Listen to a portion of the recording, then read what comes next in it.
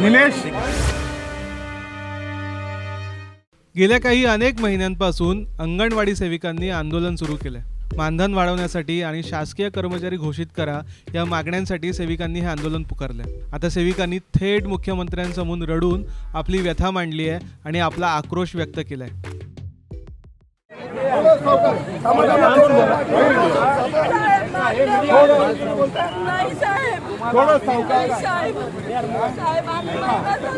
निलेश, आपल्या मागण्यांसाठी अंगणवाडी सेविकांनी मुंबईच्या आझाद मैदानातही आंदोलन केलं होतं।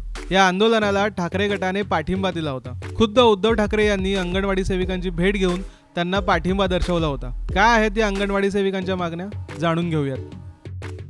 दर महिन्याला 26,000 रुपये मानधन द्यावे, सर्वोच्च न्यायालयाच्या आदेशानुसार शासकीय कर्मचारी घोषित करावं,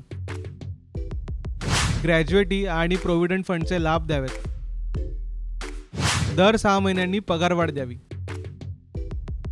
पेन्शन लागू करावी, आहाराचा दर वाढवावा। याच मागण्या पूर्ण व्हाव्यात म्हणून अंगणवाडी सेविकांनी मुख्यमंत्र्यांना गळ घातली आहे। या सेविकांनी मुख्यमंत्री शिंदेंसमोर टाहो फोडलाय। गेली अनेक दिवस आम्ही उपाशी आहोत अशी आपबीतीही या सेविकांनी सांगितली आहे।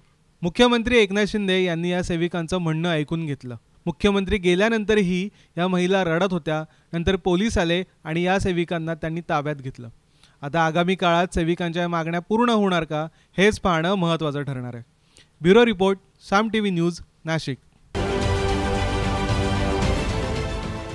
देश विदेशातील प्रत्येक घडामोडींचे लाईव्ह अपडेट मिळवण्यासाठी आता साम टीव्हीच्या सर्व सोशल मीडिया प्लॅटफॉर्मला लाईक, फॉलो आणि सबस्क्राईब करा।